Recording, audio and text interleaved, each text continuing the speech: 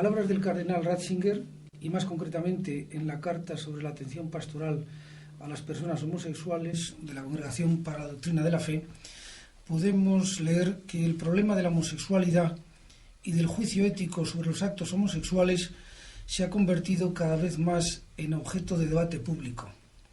En estas discusiones se suscitan posiciones, se dice en esta carta, no siempre conformes con la enseñanza de la Iglesia. Por otra parte, la congregación afirma que el problema es tan grave y tan difundido que por sí solo justifica esta carta que se dirige a los obispos sobre la atención pastoral a las personas homosexuales.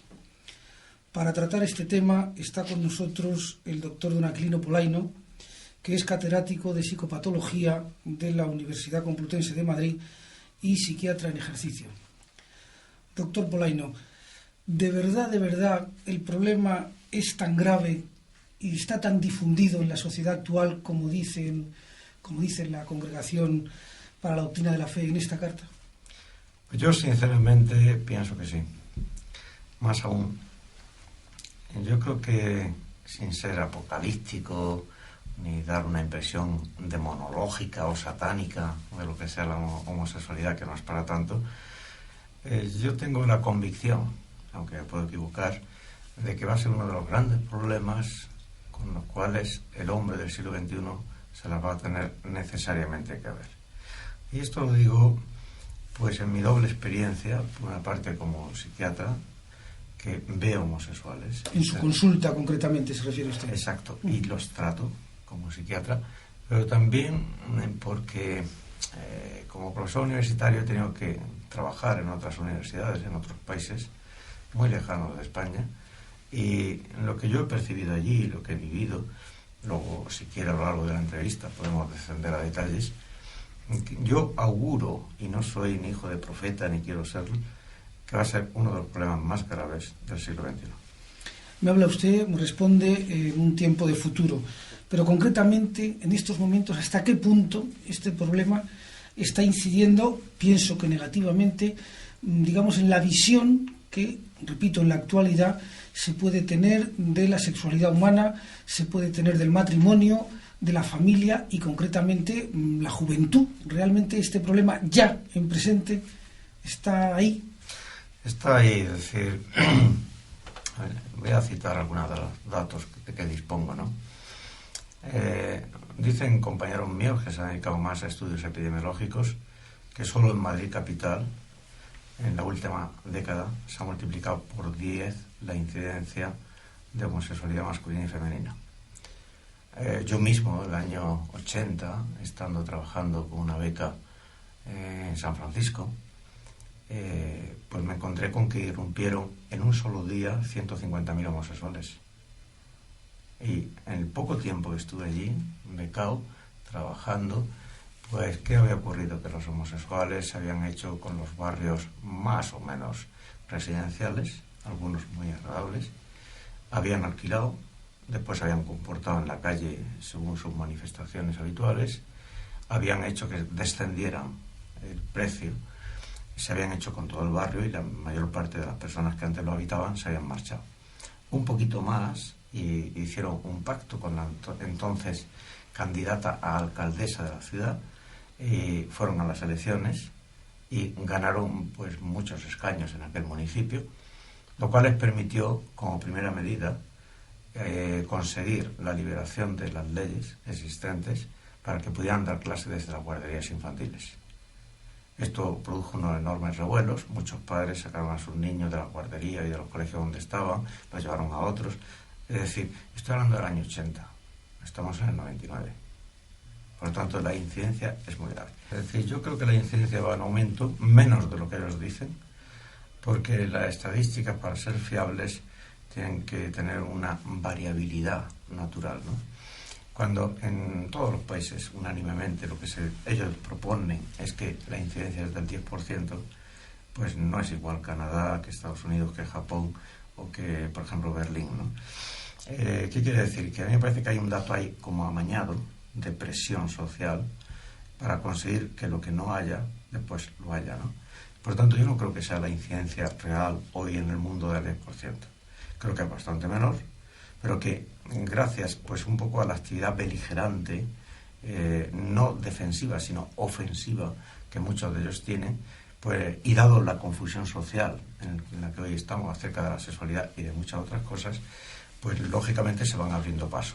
Usted antes me ha dicho que en qué manera inciden en esos 4 importantes factores. Pues yo creo que inciden muchísimo. Primero, porque la sexualidad humana no es una cosa determinada por los instintos, sino que el hombre está abierto a la libertad. Y por tanto no se puede decir que toda la sexualidad de cada persona sea idéntica a la de cualquier otra persona. Esto no es verdad. La sexualidad depende de apetencias, de deseos, de culturas, de instintos, de hormonas, del sistema nervioso central, y por lo tanto cambia mucho de una persona a otra, y sobre todo depende de la libertad humana y de la acción humana. Por tanto, el modo en que alguien se comporta de una forma determinada sexualmente va a influir en la forma de plastificar o configurar o constituir su propia sexualidad en el futuro. Yo quería que hiciera usted un poco más en este tema cuando dice usted los más indefensos. Realmente estamos ante los jóvenes.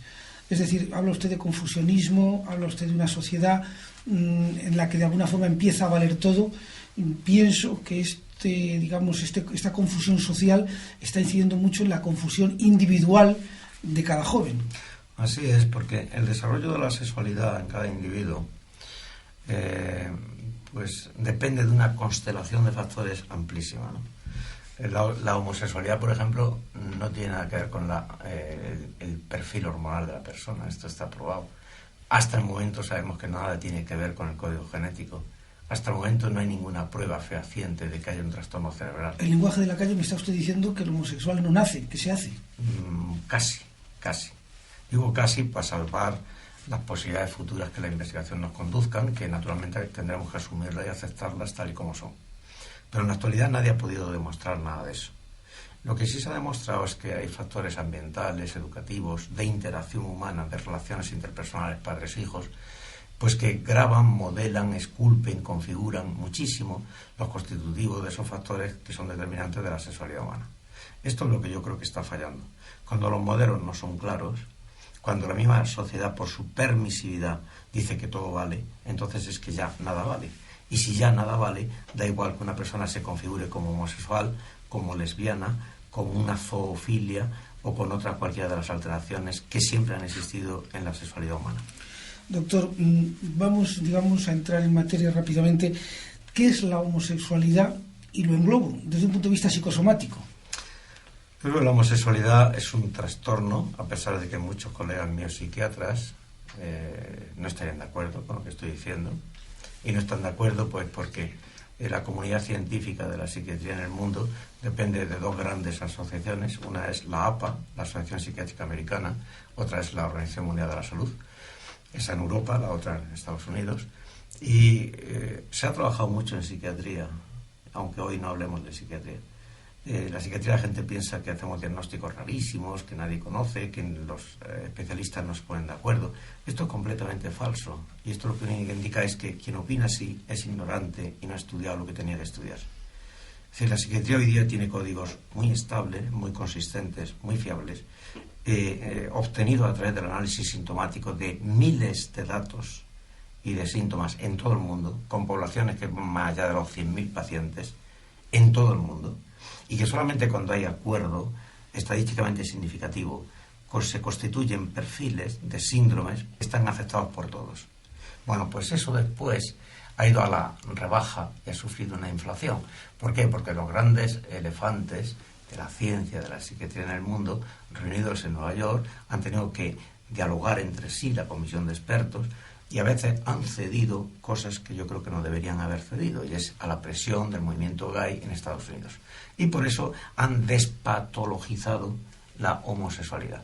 Hoy la homosexualidad, en los libros, en los textos de psiquiatría, pues se formula como un uso alternativo de la sexualidad humana.